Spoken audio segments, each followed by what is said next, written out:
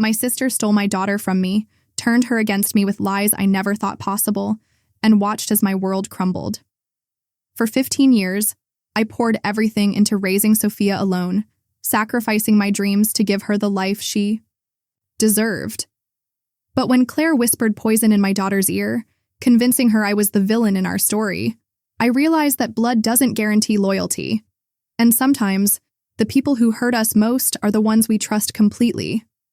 I am Victoria Sterling, a 34-year-old pediatric nurse practitioner in Denver, Colorado. After my husband died in a car accident when Sophia was 3, I rebuilt our lives from nothing. Working double shifts, going back to school for my master's degree while juggling single motherhood, every sacrifice was worth it to see my daughter smile. We were a team, Sophia and I, or so I thought until my sister Claire decided she wanted to play mother to my child. The betrayal didn't happen overnight. It was a slow poison, administered in carefully measured doses over months. Claire had always been the golden child, the one who married well, had the perfect house in the suburbs, and seemingly had it all figured out. But beneath her polished exterior lurked something darker, a desperate need to possess what others had, especially if it belonged to me.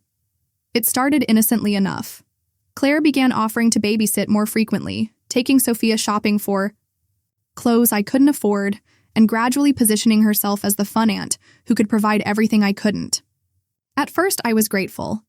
As a single mother working in healthcare, I rarely had time for myself, and Claire's help seemed like a blessing. But then the comments began. Poor Sophia, she works so hard in school. It's such a shame Victoria can't afford to send her to that private school she wants to attend. I worry about Sophia spending so much time alone while Victoria works those long hospital shifts. Maybe Sophia would be happier somewhere more stable, with a real family structure. Each comment was delivered with false concern, wrapped in the guise of sisterly love. But I could see what Claire was doing. She was planting seeds of doubt, not just in others' minds, but in my daughter's heart. The turning point came when Sophia turned 15. She had been accepted to a prestigious art program in New York, something she'd dreamed about for years.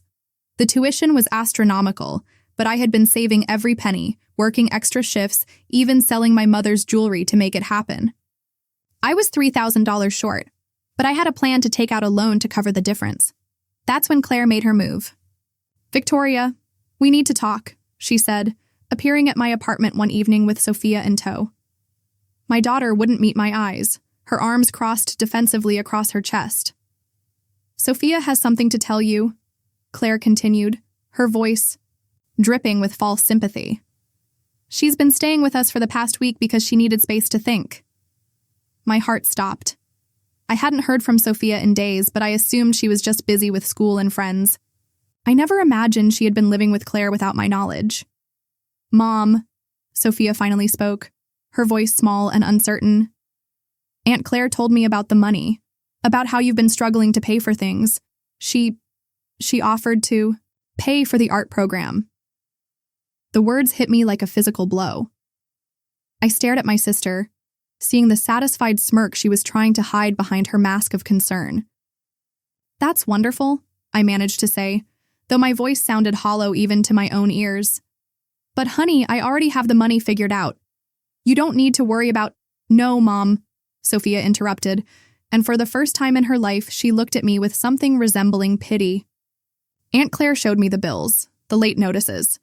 She told me how you've been lying to me about our financial situation. The room spun. I felt like I was drowning in my own living room. Sophia, that's not— I wasn't lying. I was protecting you. There's a difference between what? Between lying and lying? Sophia's voice rose, and I could hear Claire's influence in every word. Aunt Claire says I can live with them permanently. Uncle David already talked to his lawyer about custody arrangements. The words custody arrangements echoed in my head like a death sentence. I looked at Claire, really looked at her, and saw the triumph in her eyes. This had never been about helping Sophia or protecting her from financial stress. This was about Claire's desperate need to have what I had, a daughter who loved her unconditionally. You can't be serious, I whispered, my hands shaking as I reached for Sophia. But she stepped back, moving closer to Claire, and that small gesture shattered something inside me that I didn't know could break. I am serious, Mom. I'm tired of worrying about money all the time. I'm tired of coming home to an empty apartment because you're always working. Aunt Claire and Uncle David can give me stability. Stability. The word Claire had been whispering in her ear for months. Sophia, you're 15 years old. You don't understand what you're saying. This is your home. I'm your mother. Being a mother is more than just biology, Victoria, Claire interjected, her voice gentle but her words cutting deep. It's about providing stability, emotional support, and a secure environment, things you've been struggling to provide. I wanted to scream. I wanted to grab my sister by her perfectly styled hair and shake her until she admitted what she was really doing. But Sophia was watching, and I couldn't let her see me lose control. We'll need you to sign the custody papers by Friday, Claire continued, pulling a manila envelope from her designer purse. David's lawyer says it will be a smooth transition if we keep everything amicable. Amicable. As if there was anything amicable about stealing a child from her mother. That night, after they left, I sat in Sophia's empty bedroom and cried until I had no tears left. Her stuffed animals still lined the shelves, her school photos covered the walls, and her favorite blanket, the one I had made for her when she was 5, lay crumpled on the unmade bed. I thought about all the nights I had worked extra shifts to pay for her dance classes, her school trips, her art supplies. I remembered the times I had chosen between groceries and keeping the heat on, always making sure she never went without even if it meant I did. I had given her everything I had, and somehow it still wasn't enough. But as I sat there in the darkness, surrounded by the remnants of our life together, something else began to build inside me alongside the grief. It was cold and hard and absolutely certain. I wasn't going to let Claire win. The next morning, I called in sick to work for the first time in 3 years and spent the day researching family law. I learned about parental alienation, about manipulation, tactics, and about how custody cases involving teenagers could be complicated by the child's stated preferences. But I also learned something else. Claire had made a crucial mistake. In her eagerness to paint me as an unfit mother, she had shown Sophia confidential financial documents she could only have obtained by going through my mail or accessing my personal accounts.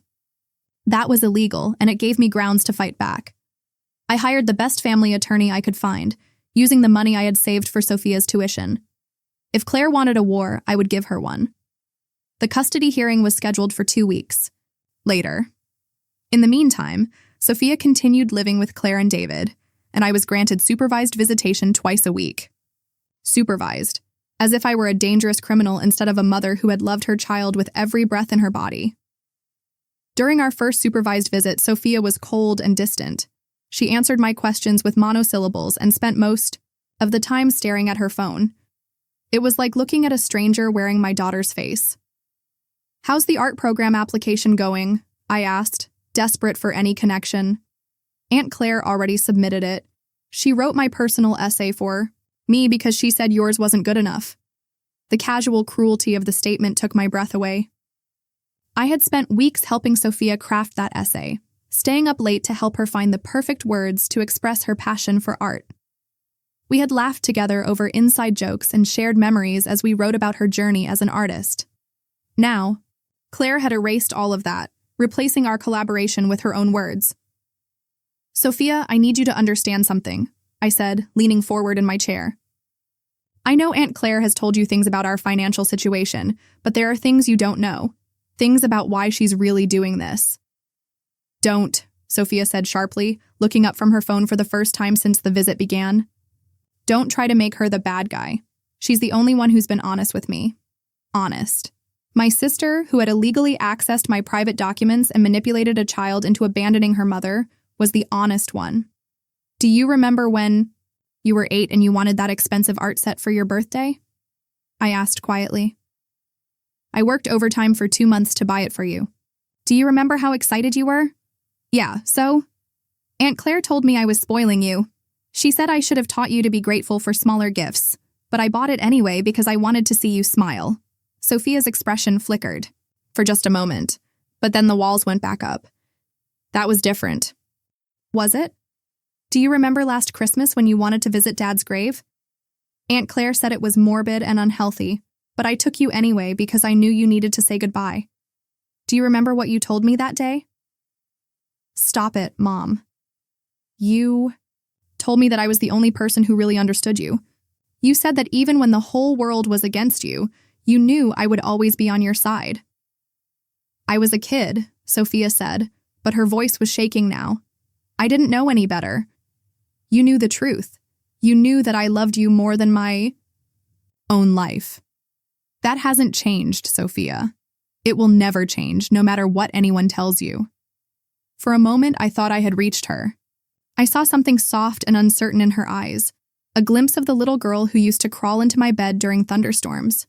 But then the visit was over, and she left with her court-appointed supervisor, and I was alone again. The day of the custody hearing arrived like an execution date.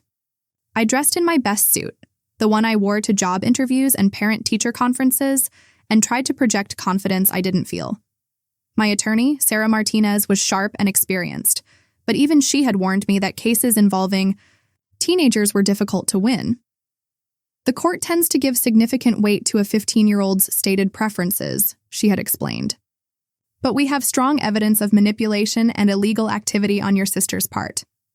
If we can prove parental alienation, we have a chance. Claire arrived at the courthouse looking like she had stepped out of a magazine, with her perfectly coordinated outfit and her husband's supportive arm around her waist. She had the resources to look the part of the ideal parent, while I was still paying off credit cards from the last time Sophia had needed emergency dental work. But I had something she didn't have: the truth. The hearing began with Claire's attorney, painting a picture of a struggling single mother who couldn't provide adequate care for her child. They presented my financial records, illegally obtained though they were, and emphasized my long work hours and modest living situation. Ms. Sterling loves her daughter, the lawyer acknowledged with false magnanimity. But love isn't always enough. Children need stability, consistent supervision, and financial security. Ms. Sterling simply cannot provide these things. Then it was our turn. Sarah stood and methodically dismantled Claire's case piece by piece. She presented evidence of the illegal document access, testimony from Sophia's teachers about the dramatic change in her behavior and attitude after she moved in with Claire, and expert testimony about parental alienation syndrome. But the most damaging evidence came from an unexpected source: David himself. During his testimony, Claire's husband admitted that the custody arrangement had been Claire's idea from the beginning. He revealed that she had been planning to seek custody for months, long before any supposed concern about my financial stability. She said Sophia would be better off with us, he testified, clearly uncomfortable under cross-examination. She felt that Victoria was too permissive, too focused on work, and that Sophia needed more structure. And when did these concerns first arise? Sarah asked. David shifted in his seat. Around the time Claire found out she couldn't have children of her own. The courtroom fell silent. Even Claire's attorney looked stunned. I'm sorry, could you repeat that? Sarah asked, though her voice suggested she had heard perfectly well. Claire had been trying to get pregnant for 2 years. The doctors told her last spring that it wasn't going to happen. She was devastated. She started talking about Sophia more and more, about how we could give her a better life. I watched my sister's face crumble as her husband revealed the truth she had been hiding. This had never been about Sophia's welfare or my inadequacies as a mother. This had been about Claire's desperate need to fill the void in her own life, and she had been willing to destroy our family to do it. The judge called for a recess, and during the break, I watched Claire argue frantically with her attorney in hushed tones. For the first time since this nightmare began, I felt a spark of hope. When court resumed, it was Sophia's turn to testify. The judge had decided to interview her in chambers, away from the public gallery, but Sarah and both attorneys were present. I couldn't hear what was being said, but I could see Sophia through the glass partition. She looked small and lost. Nothing. Like the confident teenager who had walked away from me 2 weeks ago. Whatever questions the judge was asking, they were clearly difficult ones. The interview lasted nearly an hour. When they finally emerged, Sophia's eyes were red from crying, and she wouldn't look at anyone, including Claire. The judge retired to consider his decision, and we waited in the hallway like defendants awaiting a verdict. Claire sat with David and her attorney, no longer the picture of composed confidence she had been that morning.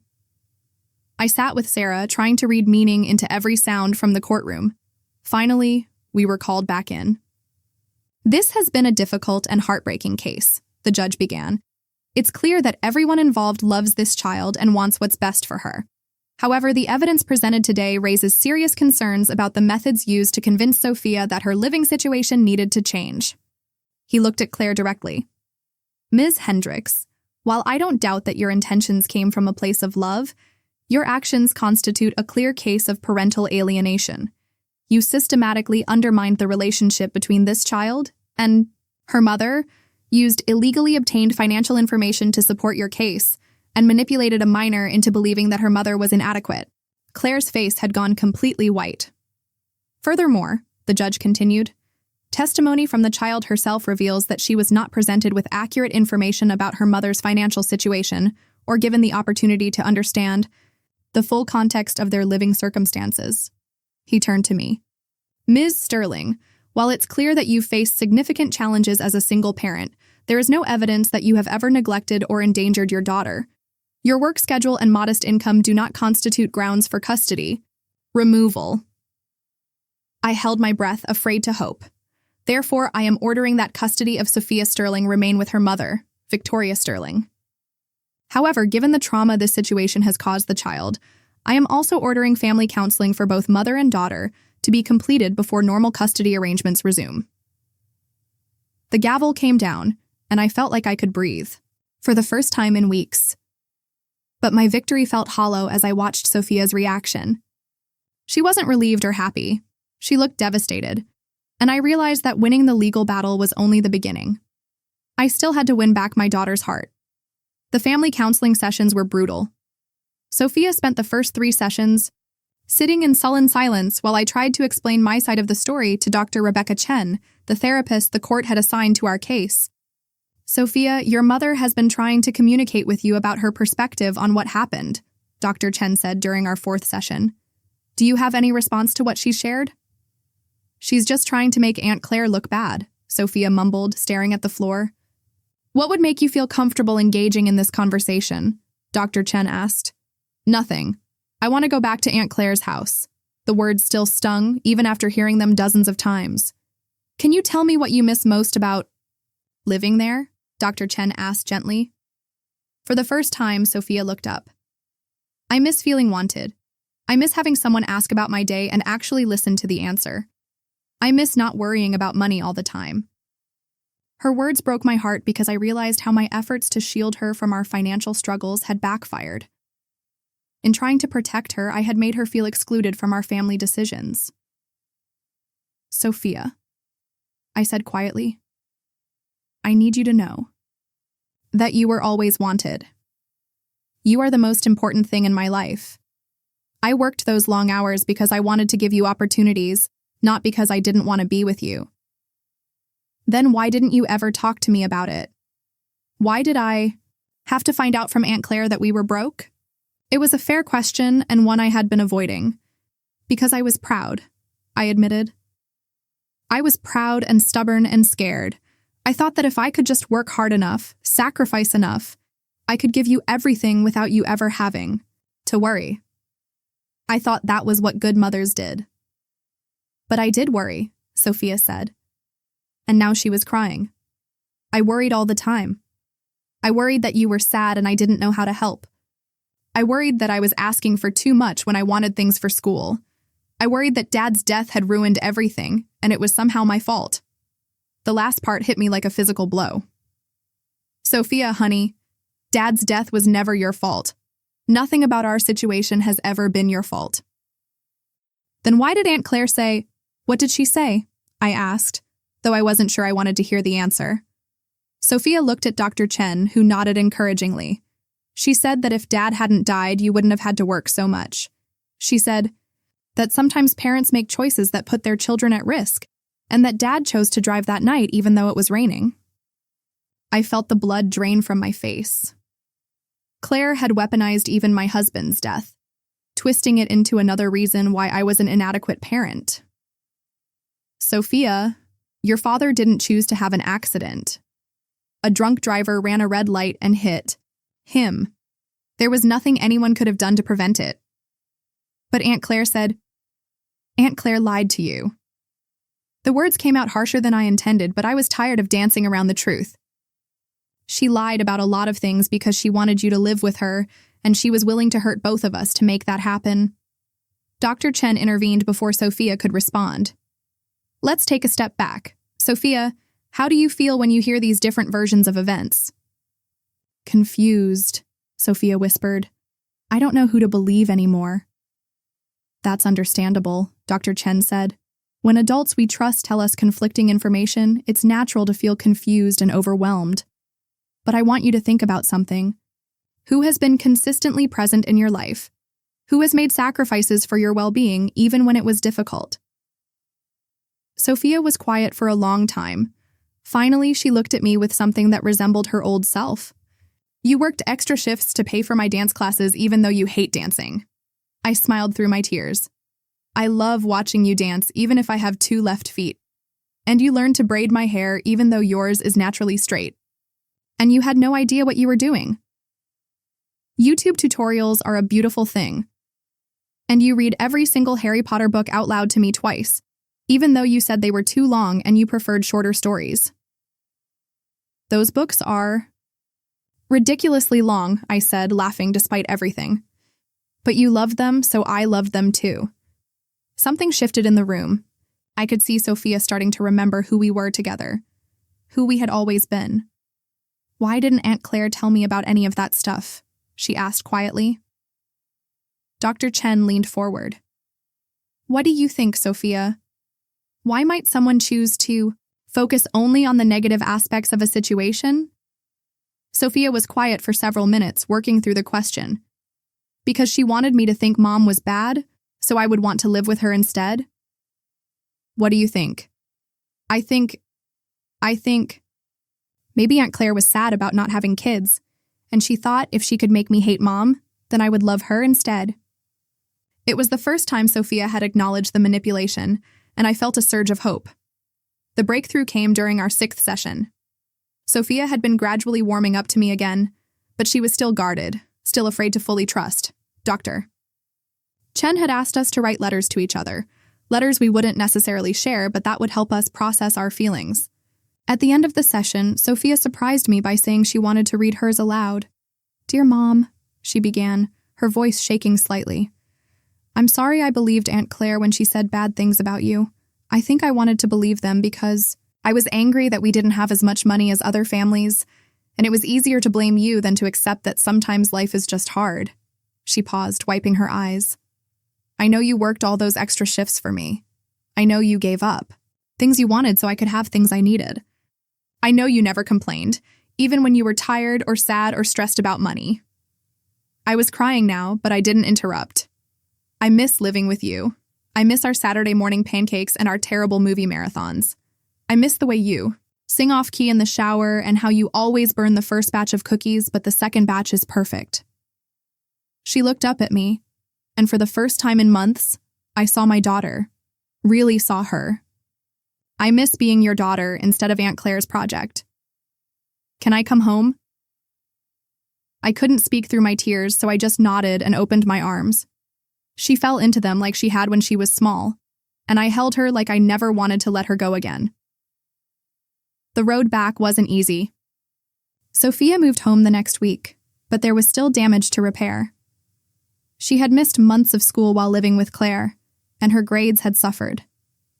More importantly, she had to learn to trust me again, and I had to learn to include her in family decisions instead of trying to shield her from everything. We started having weekly family meetings where we discussed our budget, our goals, and our challenges. I learned that Sophia was much more resilient than I had given her credit for, and she learned that financial struggles didn't mean we were failing as a family. The art program acceptance letter came 3 weeks after she moved back home. Sophia had been accepted with a partial scholarship, but we were still short the money we needed. This time, instead of panicking and working myself into exhaustion, I sat down with Sophia and we figured out a plan together. We applied for additional scholarships, set up a crowdfunding page, and even organized a community art sale featuring Sophia's work. For the first time, I let our friends and neighbors know that we needed help, and I was amazed by how many people stepped forward to support us.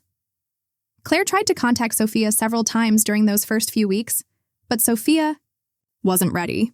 She needed time to process what had happened and to rebuild her relationship with me. I didn't push her either way. I had learned that some decisions had to be hers to make. One day, about 2 months after Sophia came home, she asked if she could see Claire one more time. "Are you sure?" I asked. "You don't owe her anything, honey."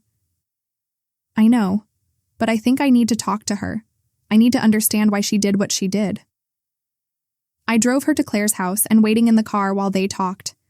Through the living room window, I could see them sitting across from each other in the formal living room that had never quite felt like home to me, even when we were children. The conversation lasted about an hour. When Sophia came back to the car, she was calm but sad. "How did it go?" I asked. She cried a lot. She said she was sorry, but she also said she still thinks I would have been better off with her and Uncle David. I felt a familiar surge of anger, but I pushed it down. This wasn't about me anymore. She said she's getting help. Seeing a therapist to deal with not being able to have kids. Uncle David says they might try adoption. "How do you feel about that?" Sophia was quiet for a moment. "I feel bad for her. I think she really believed she was helping me. But I also think she was wrong, and she hurt both of us because she couldn't deal with her own problems." It was a remarkably mature assessment from a 15-year-old who had been through more emotional trauma than most adults.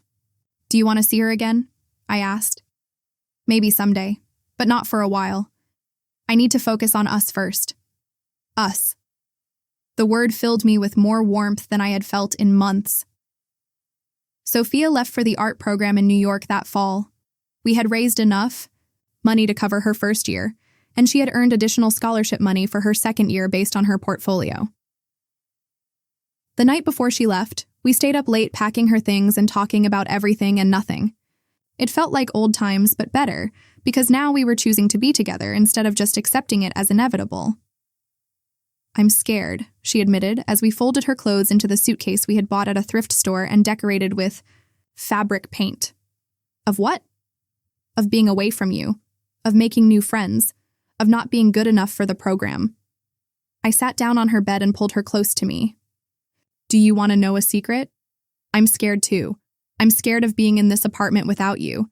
I'm scared of not being able to help you when you need it. I'm scared that you'll meet new people and realize how small our life here really is." Our life isn't small, Mom. It's just ours. It was such a simple statement, but it contained everything I had been trying to teach her for years. That our family didn't need to look like anyone else's to be valuable and meaningful. "Promise me something," I said. "What?" "Promise me that if you ever feel confused or hurt or unsure about something, you'll talk to me about it. No matter how far away you are or how busy I am at work. Promise me we'll always be honest with each other." "I promise.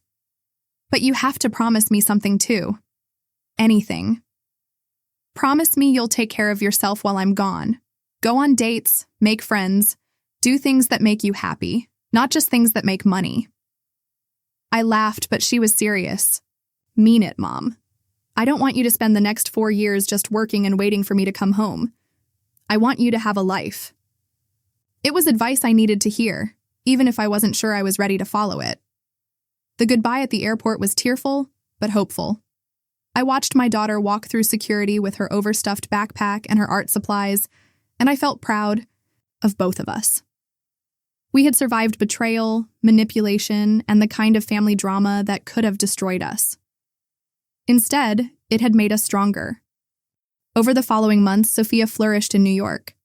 She sent me pictures of her artwork, stories about her classes, and regular updates about her life. We video chatted every Sunday morning, maintaining our tradition of pancakes together, even though we were now eating them 1,000 miles apart. I kept my promise to her about building a life for myself. I started taking evening classes in photography, something I had always wanted to try but never had time for. I made friends with other parents from Sophia's old school. I even went on a few dates, though nothing serious developed. Most importantly, I learned to forgive myself for the mistakes I had made as a single parent. I had done the best I could with the resources I had, and that was enough. Claire and I never reconciled completely. She sent a letter of apology about 6 months after the custody hearing, and I appreciated the gesture. But trust, once broken so completely, is nearly impossible to rebuild. We exchanged holiday cards and kept things civil at family gatherings. But the easy sisterly relationship we had once shared was gone forever. I learned to be okay with that. Some betrayals leave permanent scars, and pretending otherwise doesn't heal anyone. David filed for divorce the following spring. According to family gossip, he had finally recognized the extent of Claire's manipulation and couldn't live with someone who had been willing to destroy a family to get what she wanted. She moved to another state and started over, which was probably best for everyone involved. 2 years later, Sophia came home for Christmas break with exciting news. She had been offered a summer internship at a prestigious gallery in Los Angeles, and she wanted to know if I would consider moving to California so we could be closer together. "You don't have to decide right now," she said quickly. "I know you have your job here and your life and everything, but I miss you, and I think maybe it's time for both of us to have a fresh start somewhere new." I looked at my daughter, now 17, confident and talented beyond my wildest dreams, and realized that she was right. Denver held too many painful memories. It was time for something new. 6 months later, we loaded our belongings into a rented truck and drove west. Together. Sophia had deferred her gallery internship by a semester so she could help me transition to a new job at a children's hospital in Los Angeles. It wasn't necessary. I was perfectly capable of managing the move on my own, but I appreciated the gesture. As we drove through the mountains, watching the landscape change from familiar to foreign, Sophia asked me a question that had been weighing on her mind. "Do you think Aunt Claire was right about anything? About me needing more stability or structure or whatever?" I considered the question carefully. I think every parent and every family has room for improvement. Maybe I could have communicated with you better about our financial situation. Maybe I could have asked for help when I needed it instead of trying to do everything alone. But I don't think stability comes from having a lot of money or living in a big house. I think it comes from knowing that the people who love you will always be there even when things get difficult. Sophia nodded thoughtfully. I think she was jealous of what we had. She wanted the love part, but she thought she could get it by taking away the struggle part. What do you mean? She thought if she could give me a perfect life without any problems, I would love her the way I love you. But she didn't understand that I don't love you because you made my life easy. I love you because you never gave up on us, even when everything was falling apart. It was perhaps the most insightful thing anyone had ever said to me about love and family and what really matters. We settled into our new life in Los Angeles with surprising ease. I found that I loved working at the children's hospital, where I could use my experience as both a medical professional and a single mother to help other families navigate difficult situations. Sophia thrived in her new school, and eventually completed her gallery internship with distinction. But the most important change was in our relationship. We had learned to be partners in our family instead of me trying to be the sole protector and provider. Sophia contributed to household decisions, helped with budgeting, and even got a part-time job to help with expenses. Not because she had to, but because she wanted to be an active participant in building our life together. 3 years after we moved to California, Sophia graduated high school as valedictorian and was accepted to several prestigious art schools. She chose to stay in Los Angeles, partly because she loved the city and partly because she wasn't ready to be too far from me again. Besides, she said, when I expressed concern that she was limiting her options for my sake, all the best art is being made right here anyway. On the night before she started college, we sat on our small apartment balcony overlooking the city lights and talked about everything we had been through together. "Do you ever regret fighting for me?" she asked. "I mean, it cost you a lot of money and a lot of stress, and for a while there, I wasn't very grateful." "Never," I said without hesitation. "You're my daughter. Fighting for you wasn't a choice. It was just what needed to be done. Even when I was being a brat and believing Everything Aunt Claire told me, especially then. You were 15 and scared and confused. Adults who should have protected you instead manipulated you for their own purposes. You needed someone to fight for you even when you didn't want them to.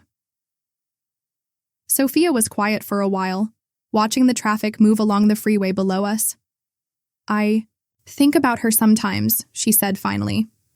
Aunt Claire, I wonder if she's happy wherever she is now. Do you miss her? Sometimes I miss the idea of her, the fun aunt who took me shopping and made me feel special. But I know now that wasn't really who she was. She was playing a role to get what she wanted. People are complicated, I said. I think Claire genuinely loved you, but her love was selfish. She wanted to possess you rather than help you grow. What's the difference? It was a good question, and one I had thought about often over the past few years. Selfish love asks, what can you do for me? Selfless love asks, what can I do for you? Claire wanted you to fill the emptiness in her life. I want you to build a life that makes you happy, even if that means you don't need me as much anymore. I'll always need you, Mom. Just maybe not in the same way I did when I was 15. She was right, and I was learning to be okay with that evolution. Watching your child grow into an independent adult is both the goal and the heartbreak of parenting. 5 years later, Sophia had her first gallery showing in downtown Los Angeles. The theme of her exhibition was fractured families, and many of the pieces dealt with betrayal, healing, and the complex dynamics of love and loyalty. The centerpiece was a large mixed-media installation called Shattered Trust. It featured broken mirrors arranged to reflect light in unexpected ways, creating beautiful patterns from something that had been damaged. The artist's statement read, "Sometimes the most beautiful things emerge from the pieces of what was broken." This piece explores how betrayal, while painful, can lead to a deeper understanding of authentic love and resilience. I stood in front of that installation for a long time on opening night, thinking about everything we had been through. The betrayal had shattered our family in some ways, but it had also shown us what we were really made of. We had rebuilt ourselves stronger and more honest than before. Claire came to the opening. I saw her across the gallery, older and more fragile looking than I remembered. She was alone, studying Sophia's artwork with an expression I couldn't quite read. When she noticed me watching her, she walked over hesitantly. "Victoria," she said quietly. "I hope it's okay that I came. I saw the announcement in the paper and I wanted to see what she had created." I looked at my sister, really looked at her, for the first time in years. She looked tired and sad, but also somehow more genuine than she had during the worst of our conflict. "It's fine," I said, and I meant it. "She's talented, isn't she?" "She's extraordinary." Claire's voice was full of genuine admiration and something that might have been regret. "You did an amazing job raising her, Victoria. I'm sorry it took me so long to see that. It wasn't quite the apology I had wanted years ago, but it was something." "How are you doing?" I asked, and I was surprised to realize I actually wanted to know. "I'm okay. Different, but okay. I've been in therapy for 3 years now, working through a lot of things." She paused, then added, "I know I can't undo what I did. I know I hurt both of you terribly, but I want you to know that I understand now why it was wrong." I nodded, not sure what to say. "I'm not asking for forgiveness," she continued. "I just wanted you to know that I'm trying to be better, to understand what love actually means instead of what I thought it meant." Before I could respond, Sophia appeared at my side. She looked at Claire with curious eyes, taking in the changes time had made. "Hello, Aunt Claire," she said politely. "Hi, sweetheart. Congratulations on all of this. Your work is absolutely beautiful." "Thank you." They stood there for a moment, the weight of history hanging between them. "I should go," Claire said finally. "I just wanted to I wanted to witness what you've accomplished. I'm proud of you, Sophia, and I'm sorry for the pain I caused." She turned to leave, but Sophia stopped her. "Aunt Claire, I hope you find what you're looking for. I hope you find peace." It was a gracious thing to say, and I was proud of my daughter's capacity for compassion, even in the face of old wounds. Claire's eyes filled with tears. Thank you. That means more than you know. After she left, Sophia and I stood together in comfortable silence, watching the other gallery visitors admire her work. How do you feel? I asked. Sad for her mostly, but also grateful. Grateful? For everything that happened. I know that sounds weird, but if she hadn't tried to take me away from you, I might never have learned how to really appreciate what we have together. She was right. The betrayal had been devastating, but it had also taught us both valuable lessons about trust, communication, and the difference between love and possession. That night, after the gallery reception, Sophia and I went back to my apartment and made pancakes, continuing our Sunday tradition even though it was Thursday. We talked about her career plans, my thoughts about maybe going back to school myself, and all the ordinary details of our extraordinary life together. Mom, Sophia said as we cleaned up the kitchen, do you think Dad would be proud of us?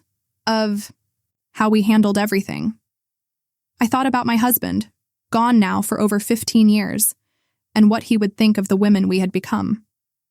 I think he would be amazed by your strength and your talent, and I think he would be proud that we never gave up on each other, even when it would have been easier to walk away. I never would have walked away from you, Sophia said firmly. I know that now. But for a while there, I was scared I had lost you forever. You could never lose me, Mom. Not really. Even when I was angry and confused and believing things that weren't true, part of me always knew that you were the one who really loved me. As I got ready for bed that night, I thought about the journey that had brought us to this point. The betrayal that had nearly destroyed our family had ultimately made us stronger. We had learned to communicate honestly, to trust each other completely, and to face challenges together instead of me trying to shoulder everything alone. I thought about Claire too, and wondered if she had learned anything valuable from the destruction she had caused. I hoped so, for her sake. Everyone deserves the chance to grow and change, even people who have made terrible mistakes. But mostly, I felt grateful. Grateful for my daughter's resilience, for our restored relationship, and for the hard-won wisdom that had emerged from our darkest period. The betrayal had taught us that family isn't about blood or genetics or legal obligations. It's about choosing to stand by each other, to fight for each other, and to love each other through the messiest and most complicated parts of life. Claire had been my sister by birth, but she had chosen to break that bond when she prioritized her own desires over our family's well-being. Sophia was my daughter by birth, but she became my true family when she chose to trust me again, to forgive my mistakes, and to build a future with me based on honesty and mutual respect. In the end, I learned that loyalty cannot be demanded or manipulated into existence. It can only be earned through consistent love, honesty, and sacrifice. Claire had tried to steal Sophia's loyalty by appealing to her teenage insecurities and material desires. But real love, the kind that lasts, is built on much deeper foundations. Years later, when people ask me about that difficult period in our lives, I tell them that betrayal taught me the difference between being a family and choosing to be a family. Being related to someone doesn't guarantee loyalty or love. Those things have to be nurtured and protected and sometimes fought for. Sophia is now a successful artist with her own gallery and a growing reputation in the Los Angeles art scene. She's in a committed relationship with someone who treats her with respect and kindness. She still calls me every Sunday morning, though now she's usually making pancakes for two. I eventually did go back to school, earning a master's degree in family counseling. I now work with families going through custody disputes and parental alienation cases, using my own experience to help other parents navigate these devastating situations. It's difficult work, but deeply meaningful. Sometimes I see families torn apart by the same kind of manipulation we experienced, and I want to shake them and tell them that it's possible to heal, that love can survive even the deepest betrayals, if both parties are willing to do the work. Other times, I see families that don't make it, where the damage is too extensive or the manipulation too successful. Those cases break my heart, but they also remind me how fortunate Sophia and I were to find our way back to each other. The most important lesson I learned from our experience is that protecting your family sometimes means fighting for it, even when the fight seems impossible to win. Love isn't always gentle or easy. Sometimes it requires courage, persistence, and a willingness to endure pain for something greater than yourself. Claire taught us, inadvertently, that real love isn't about providing a perfect life or eliminating all struggles. Real love is about standing beside someone through the struggles, celebrating their victories, and never giving up on the relationship even when it's tested by outside forces. Our family was fractured by betrayal, but it was also refined by it. We learned to communicate better, to trust more deeply, and to appreciate what we had instead of focusing on what we lacked. In trying to destroy us, Claire ultimately made us stronger. Today, when I look at the woman Sophia has become, talented, compassionate, resilient, and wise beyond her years, I know that every sleepless night, every extra shift, every moment of fear and uncertainty was worth it. She is not just my daughter, she is my greatest accomplishment and my dearest friend. And when I think about Claire, I feel mostly sadness for what she lost when she chose manipulation over honest relationship. She could have been a beloved aunt, a trusted family member, a positive influence in Sophia's life. Instead, she became a cautionary tale about the destructive power of selfish love. But perhaps that's a valuable lesson too, that our choices define us more than our circumstances do. Claire chose to let her pain and disappointment turn her into someone willing to hurt others. Sophia and I chose to let our pain bring us closer together. In the end, betrayal didn't destroy our family. It revealed what our family was really made of. And what we discovered was stronger, more resilient, and more beautiful than what we had before. The trust that was shattered has been rebuilt on more solid ground. The love that was tested has emerged deeper and more authentic. The relationship that was nearly destroyed has become our greatest source of strength and joy. That's the real victory in our story. Not that we survived the betrayal, but that we used it to become better versions of ourselves and to build a family based on truth, respect, and unconditional love. Sometimes the most beautiful things really do emerge from the pieces of what was broken.